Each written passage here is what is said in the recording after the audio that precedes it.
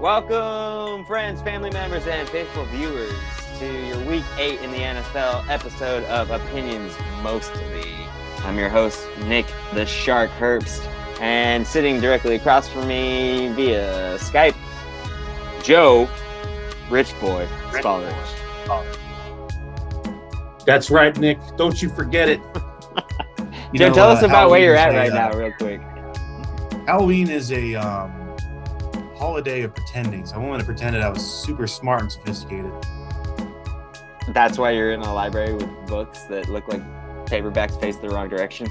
It's like that scene. Yeah. It's like that scene from Dodgeball when Ben Stiller's coming down the stairs with the dictionary. Oh, yeah. Sometimes I just like to read the dictionary, Yeah, except his book was the right way, and yours are, like I said, facing backwards. Well, I'm on the backside of the bookshelf, They didn't want me on the front.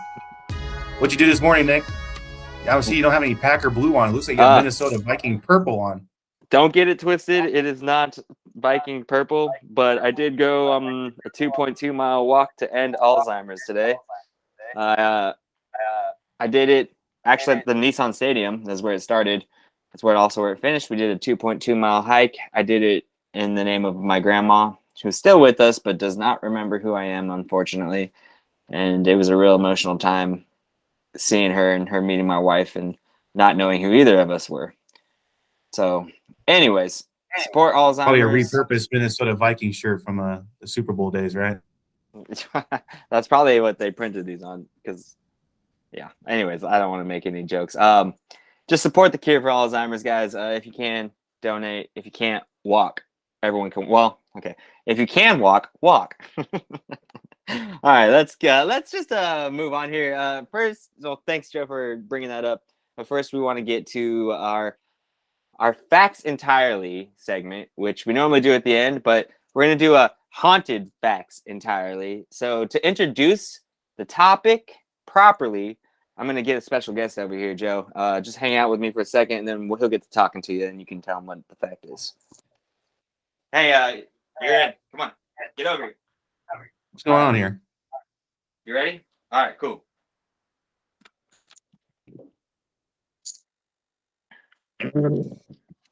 No.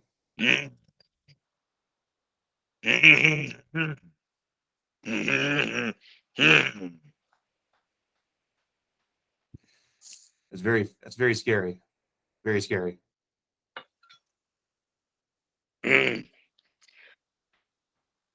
What's the fact, Joe? You're supposed to tell the fact, bro. Come on now. Now, baby, facts only. You know what we do, baby. Here we go, man. The team with the most retired jersey numbers in the NFL all time is the Chicago Bears with 13. Wait, 13? Yeah, 13. It's pretty ironic when you consider they've only had one Super Bowl ring in 100 years, 101 years now. Because the Bears still suck. They're clearly more about a I than team. Yeah, that's an old joke, but so 13 retired jerseys, huh? That's 13. And then the Dallas Cowboys and the Vegas Raiders don't retire jerseys because they don't believe in it for whatever reason. Yeah, that doesn't make any sense. It's because they're afraid. Obviously, both these teams have never had a prolific playmaker like Matthew Stafford or Aaron Donald, who will eventually have their jerseys retired because of the Super Bowl championship they won, baby. Sure. Okay, shut up. What I was gonna say was more important than your stupid Rambacker thing. It's because nothing could be more important than the greatest Super Bowl ever played last year in Los Angeles in SoFi Stadium.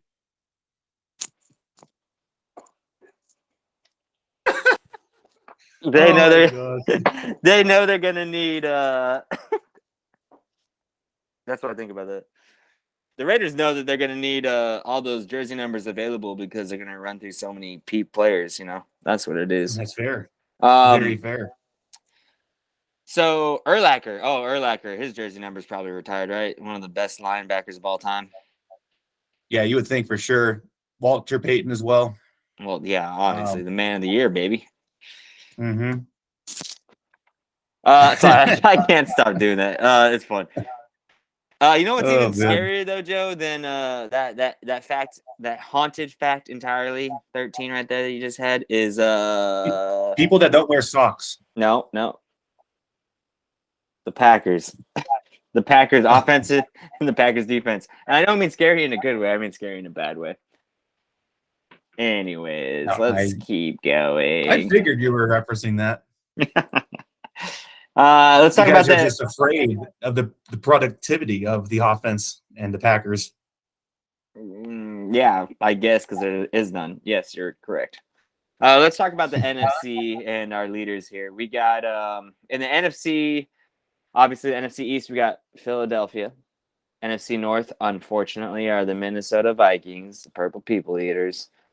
The South, we got the Falcons because of Tampa Bay's loss. Tampa Bay, way to go, Brady. And then the NFC West, Seattle Seahawks, which, Joe, what do you got to say about that, considering the fact that your Rams suck? Well, the Rams they don't suck. They're just missing a lot of key players. So let's start there. Seahawks is like that. The Seahawks kind of remind me of the Jets and the Giants this year. Just a tale unforeseen from anything predicting the NFL season and outside of Vegas too. I don't know what the Seahawks have done, the Seahawks, excuse me, but I mean clearly they've rallied around Geno Yeah, it's and Geno. their head coach Matt Carroll, and they're just really just playing You good say football Matt on Carroll both or sides. you mean Pete Pete? Carroll. I said Pete Carroll. You got Matt LaFleur on the brain. No, I'm just kidding. No. Yeah, no, So continue. Seahawks Right. is definitely a very interesting story. The NFC South that we talked about, yeah, with Tampa Bay, you figured they would be running away with that division with Carolina nuking and the Panthers, Carolina nuking. Atlanta not. They weren't supposed to be this good this year. What the hell happened to them? Marcus Mariota having a rebirth season. It's almost like he came back from the dead and he's having a really good time, you know. And the Saints, you don't know what's. Yeah, I know you like it. Yeah. And then you got the Saints. I mean, what the hell? I mean, they were supposed to be challenging Tampa Bay, and the NFC South, but yeah, it's been crazy. Eagles, we can kind of predict that. I mean, I don't want to say predict it. It's not too surprising when you see the way they're playing. And then it wasn't too surprising to see the Vikings leading the NFC North. Yeah, it was. Don't lie. That's some bull right there. It wasn't too surprising seeing them leading the NFC North with the Packers losing Devontae and just not being able to replace him. Okay. I don't agree with anything you said. No. Of course you don't. I mean, you're like, Joe, you're doing okay. Then you just went completely off the rails when you mentioned the Vikings. You're judging New Orleans with their 2-5 record because they practice voodoo, Joe. It's Halloween. You shouldn't be so judgmental. Halloween. This is Halloween. Yeah, it's fair. Yeah. Maybe they could do some voodoo to get Alvin Kamara out of his court case that he has to go to eventually. Well, it seems like everybody in the NFL has a court case nowadays, or that was in the NFL or is in the NFL currently. When it comes to the Falcons, I don't really understand it either. I mean, what are their powerhouses right now? They don't have a great defense. I think they have like 170 something points against them scored. It looked like they were in full rebuild mode, especially when they just gave up Matt Ryan to the Colts because of the incoming quarterback draft class that's coming in. It looked like the Falcons were going to be tanking and the Seahawks are going to be tanking this year for quarterback. Yeah. Okay, so here we go. I found it. They have 163 points scored for them and 171 points scored against them. Yet they're leading the NFC South. They're 2-3 within the conference. It's crazy. 0-2 within the division. Like those are terrible. Maybe stats. This is a new NFC lease. Maybe this is a new NFC South. Just NFC in general. Yeah. Exactly. That's what You mean minus Philadelphia and the Giants? Well, no, and the I'm Cowboys. saying like how everyone. No, what I'm saying is like how everyone was just ragging on the NFC East with being like the worst worst division in football for like 5 or 6 years. You know? Oh, right, yeah. I'm just saying like now that it looks like the NFC South is the worst conference in football or division in football. Well, I mean, yeah, but also if you want to say in the past years, the NFC South has been the second worst. The only people that were good were Tampa That is Bay. fair. I'll give you that. Well, yeah, I'll give you that. Yeah. But it seems like there's always like 2 or 3 teams that are always kind of competitive. Like the Cam Newton years, it was the Panthers and the Falcons with Matt Ryan, and then even the Saints with Drew Brees, and then Tampa was just kind of in the bottom of the basement for those years, and then kind of turned itself upside down when Tom Brady came down there, and then it was just the Buccaneers and the Saints for a couple of years there too. Yeah. Yeah. Okay, well, so technically it's our next topic. I'm going to skip one real quick just to go into this. How are you feeling about the New York teams, and Philadelphia Eagles? So Philly and New York. Well, Philly, I think we talked about Philly earlier in the season, but Philly, they've kind of been building on this trajectory here with Jalen Hurts and their head coach they hired after they kicked out Carson Wentz and their old coach that's now in Jacksonville. So, I mean, they kind of been building this trajectory. And I think the thing that set him over the top was definitely acquiring A.J. Brown from Tennessee. Yeah. Yeah. Well, he did nothing for Tennessee, so. Yeah, now he's just lighting it up in Philly. I mean, Philly, not too much of a surprise. I don't think anyone expected them to be like this good, though. But they're kind of surprising. They're meeting expectations, but they're also going above it, which is crazy. And then you look at the Jets and the Giants; they're more than meeting expectations. They're completely accelerating it and surpassing it. And I think it's just it's crazy to see because you look at the Giants roster and it looks like trash. Yeah, it doesn't look fantastic. What's that? Yeah, you're right. It doesn't look fantastic. Yeah, outside of Saquon Barkley. And Saquon, I mean, even like Saquon Barkley is having a new fulfilled year. Daniel Jones is looking a lot better. I think he'll probably earn that 5th-year option by the end of the year. They're just playing all-out football. I actually had to start Daniel Jones this week because I had no other good quarterbacks to start in fantasy. I'm like, maybe Daniel Jones can get some yards on his feet, Yeah. So and the Jets are just kind of – and the Jets are kind of getting lucky. They've been playing a lot of bad teams or mediocre teams, and they're just being a little bit better than them, I think, each week for the most part. Yeah. Joe, you keep breaking up a little bit there. Can you hear me? Sorry. Yeah, I got you. These. Okay. So I want to touch on the Eagles' schedule real quick. They have bye week, right? And then Houston, Washington, Indianapolis, Green Bay, Tennessee, Giants, Chicago, Dallas, New Orleans. All those teams, in my opinion, they can beat. If there's not a team on there, maybe the Giants, if the Giants continue on that uphill projection that you think they're going division on. Game too, yeah. Yeah, maybe them. But other than that, they might have an undefeated year. Am I wrong to say that so early? They have a very favorable schedule, let's put it that way. But you cannot predict injuries or anything going on. So, I mean, like right now on paper, it looks like they could. They might have some hiccups with Rodgers and the Packers, but and then like you said, the Giants, and maybe the Giants just figure something out. On paper, though, in theory, they're looking good. They're looking in that direction. Although I will say that Dallas Cowboys game on Thanksgiving, that's going to be a big one for sure. Yeah, big one. Yeah, that's gonna be that stadium's gonna be rocking for sure, man. As it sits right now, though, if you're looking at the point differential, the Philadelphia Eagles are plus 56 and the Cowboys are plus 30. Points scored against them are both. It's 104 for Dallas and 105 for Philly.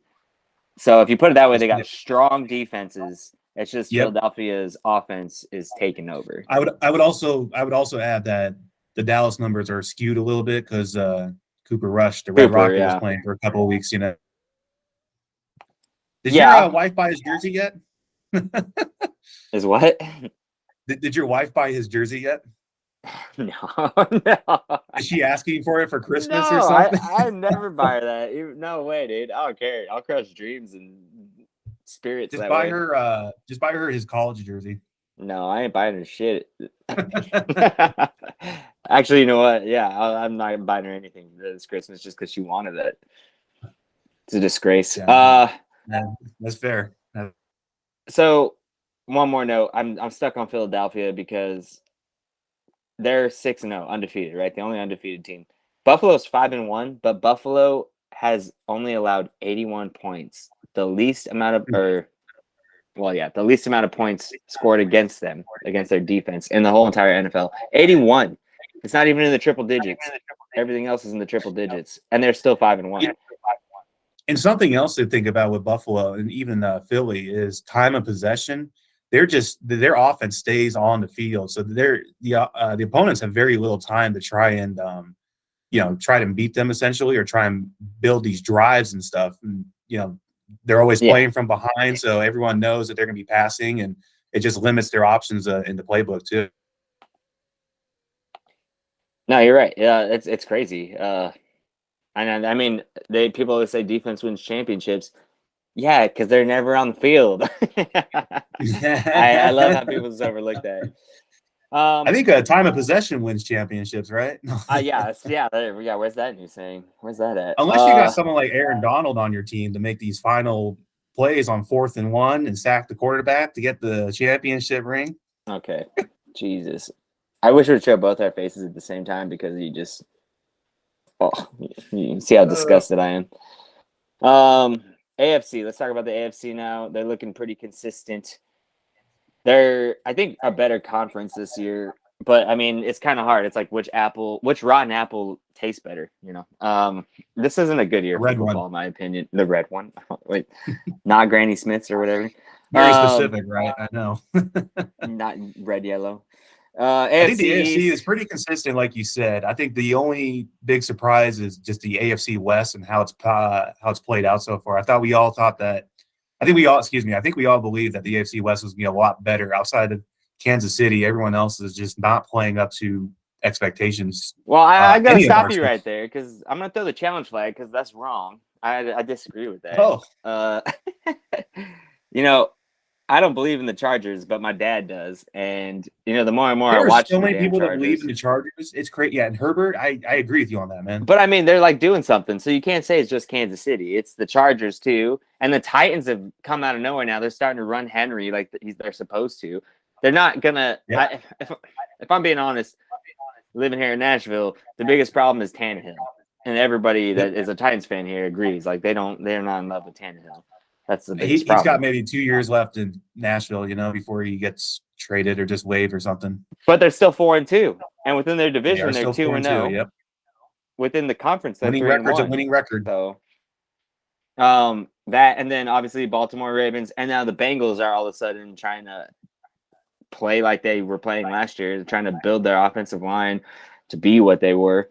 Well, the problem with the Bengals, though, is now that Jamar Chase is out for a couple of weeks. Let's see what they can.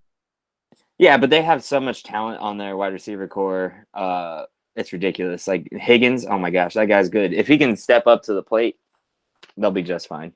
And if they get Joe Mixon running more and like out of the backfield, he's a good screen pass. And then Boyd as well, of course. He's a very good player as well. Yeah, exactly. That's what I'm saying. They have the talent. That's not the problem. It's just the time.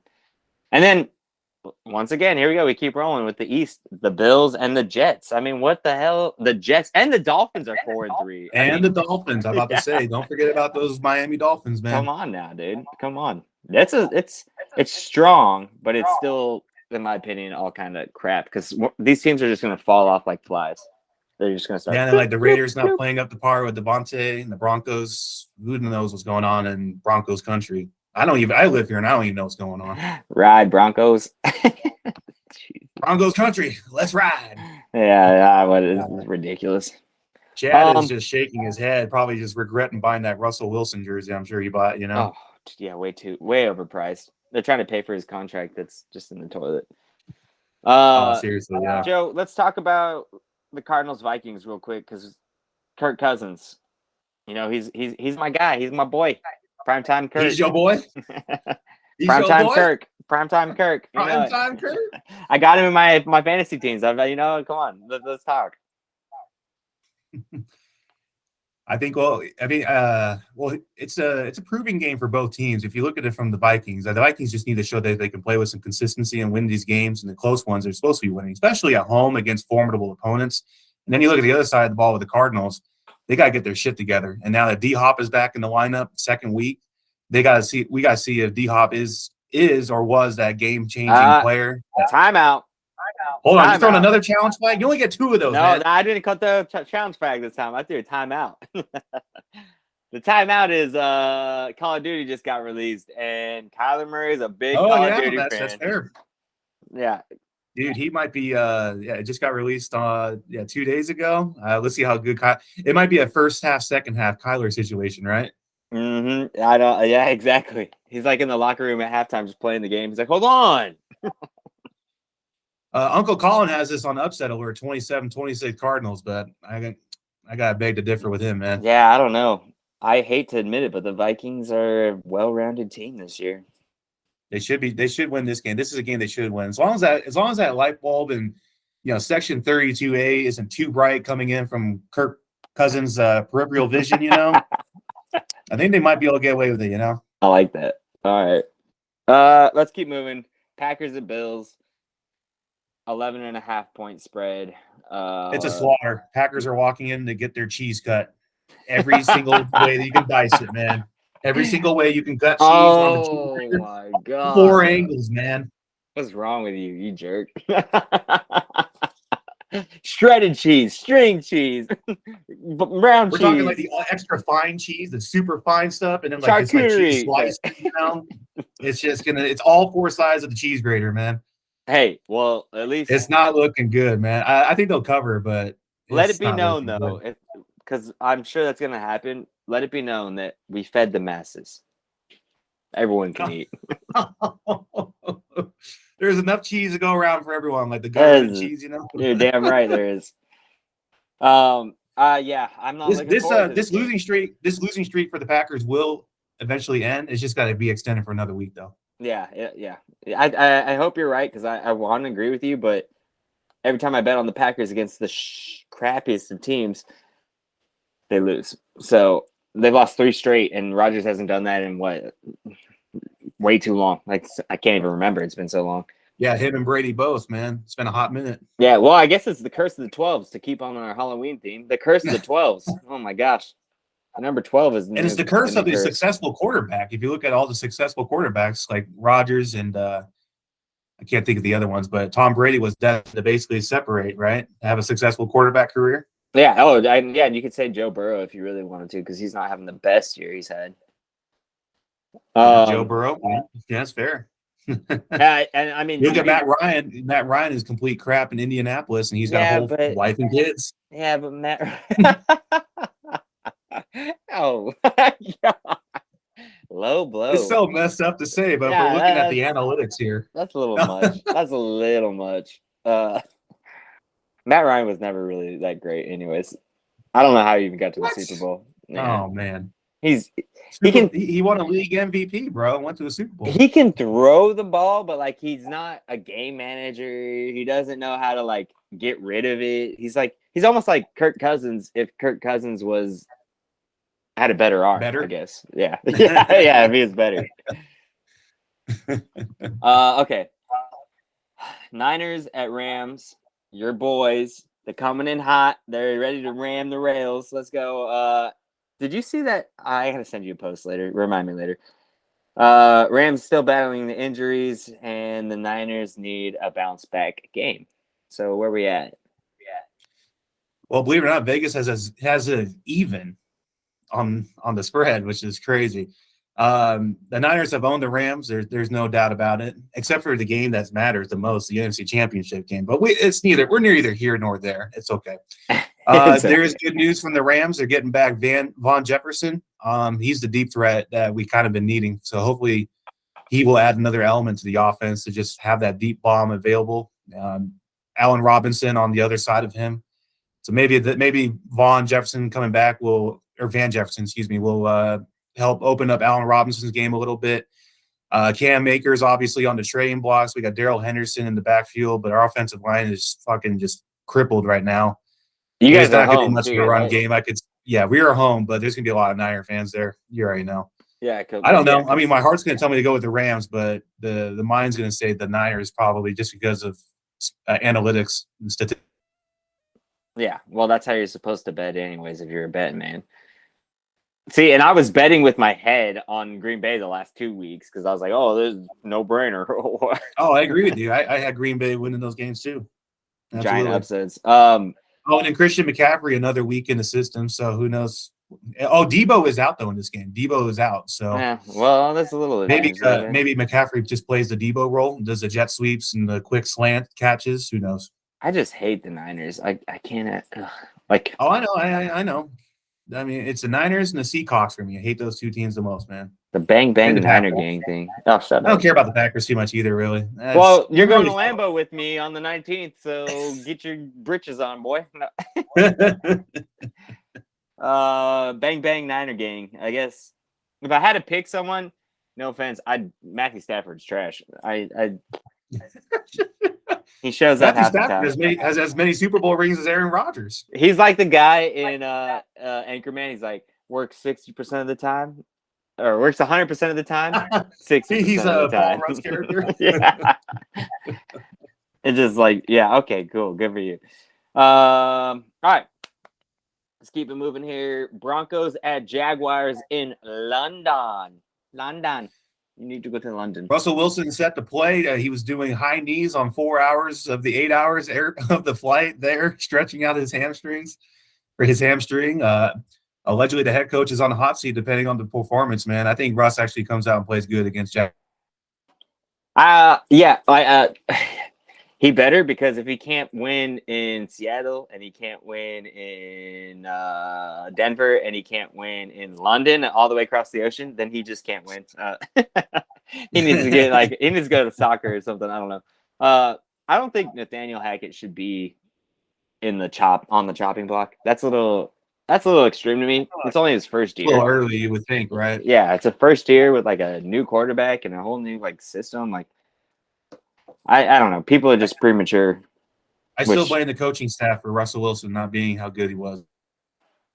Yeah, well, yeah, he has a lot of talent, but also I think he also has a very good disguise. He's so calm and cool that, like, I think it's deceptive. He's a professional.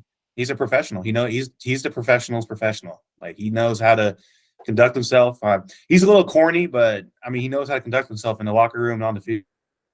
Yeah, and a corny professional, you don't trust him when he comes into work. You're like, that guy. Everyone looks at him.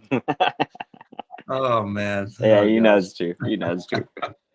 Okay, Joe. We're winding down here on Opinions Mostly podcast. But first, I want to ask you, what is your upset of the week? I have the Giants upsetting the Seahawks. Giants are on the road. They're getting 3.5, if I remember correctly. No, they're getting 3. But with Seattle rolling the way they've been rolling, I think this would be an upset win if the Giants win. But, I mean, the Giants have been rolling too, but, See, I think crazy. But I think it's kind of unfair to call that an upset when the Giants have a better record. I still don't, upsets are – it's a fool's man. It's a fool – you know what I'm saying? It's a fool's game. Yeah, it's a fool's game, man. I mean, if you look at it, the two biggest upsets potentially would be the Steelers over the Eagles or the Texans over the Titans, But wait, there's more. What you got? I'm actually going to go with Chicago upsetting Dallas. You are a complete idiot. I hope you know that. No. Hear me out.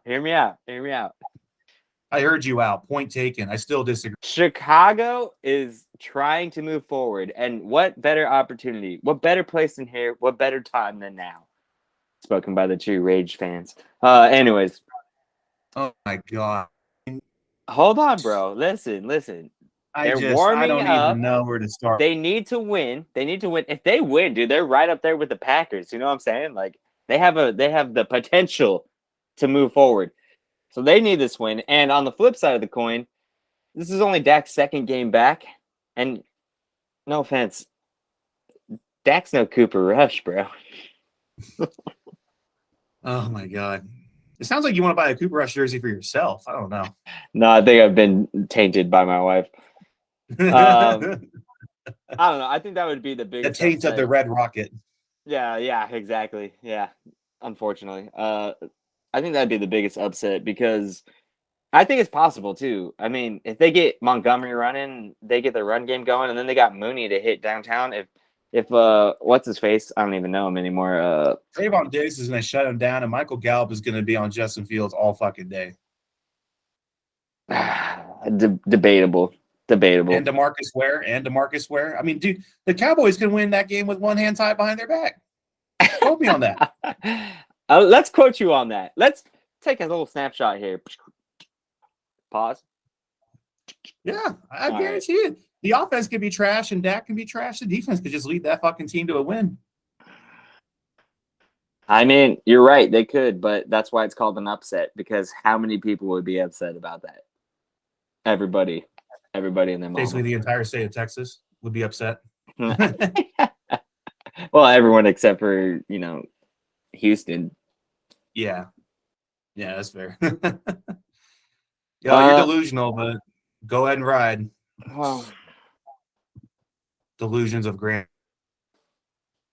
what do we got next, Joe? I think it's time for your baby shark bet of the week. Can we get that shark tail clip going? There we go. Baby shark, baby shark. Hey! Don't sing that song. We don't need any more copyright infringements or Oh, claims shit. on our videos. Okay? That's right. No one watches these videos anyways. If you watch this far, please comment and say you watched this far. It's for Yeah, we can analytics. track that with analytics on YouTube. Don't worry Yeah, I about know, that. but it's better if they do it, That's Sure. good for us. All right. This week in the NFL is a very difficult week. So I'm going to do a 4-leg parlay. I'm going to pick the Miami Dolphins to win, Philadelphia Eagles to win, the Giants getting 3.5 points, believe it or not, and the Buffalo Bills. Obviously, Buffalo goes without saying. I don't even have to explain that one. The Giants are getting 3 points, and they're the better team. So, obviously, Philadelphia Eagles, obviously the better team than Pittsburgh Steelers. And then the Dolphins, Lions could go either way because Lions are at home. But I think Tua's just a showboat, man. He's going to come out again and just sling to Waddle, and it's going to be gravy. Waddle is questionable. So if he doesn't start, you might want to take that one off. They still got Cheetah. Yeah, Cheetah. but he needs the second. Waddle's where the money's at because Cheetah's the guy, obviously. And then my other parlay right here is it's a same game parlay. I got Devontae Smith, anytime touchdown score. This is the Philadelphia game, obviously. Anytime touchdown score, Philadelphia Eagles to win.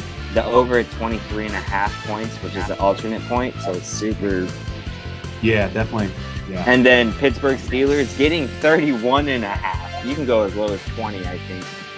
Make some extra money.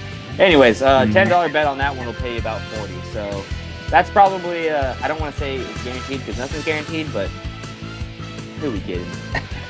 Nick, I love the bets. Everything sounds consistent and clear and cohesive. I love the way you just laid it out there. I agree with you, and you'll be hard-pressed to tell the other. Well, Joe, do you got anything else you want to add for our viewers that have watched this far into our podcast? For anyone that has gone this far into the podcast, Nick will be reaching out to you individually if you can like the video, and we'll be giving you a $5 FanDuel credit on your next bet. What the fuck?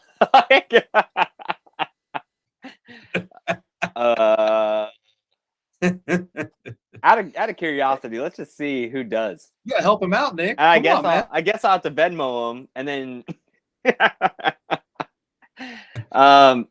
got to talk to FanDuel to get our own codes and stuff. Yeah, I know. Pat McAfee does or Dr. Disrespect and stuff. We got to talk to FanDuel. I was thinking about doing that with FanDuel and SoFi. I get the banking thing that means you got a joint bank account. And it's a Rams supported system there. I understand. Did I tell you? Because we're bankers there, if we ever go to SoFi Stadium, we get the express line to go into the stadium, and we get a discount on food. So what? So you go from paying concession prices to regular prices then? Yeah, essentially, yeah. Which is still at that place, $4 a hot. Yeah, no, right. So instead of a $12 beer, it's a $9 beer. Yeah, and we get to go in before everybody else. When all you peasants are standing in line, we just go through the express lane. Beep. I know. Get the wave at. I like to wave at them as they go by. Yeah. All right, guys. Thanks for watching us. I'm Nick, the Shark Herbs. Then we got Joe, Rich Boy, Spoilerich on the other side. You already know, man. Let's get it going. Week 8, NFL Sunday football, baby. We are Opinions Mostly. Like, comment, and subscribe, please. Email us at opinionsmostlypodcast@gmail.com with all your pressing questions. We'll throw up the FanDuel link for you to sign up if you haven't yet. You get free money, $50. I get $50. It's a good time. It's a good time. And I think I'm forgetting something.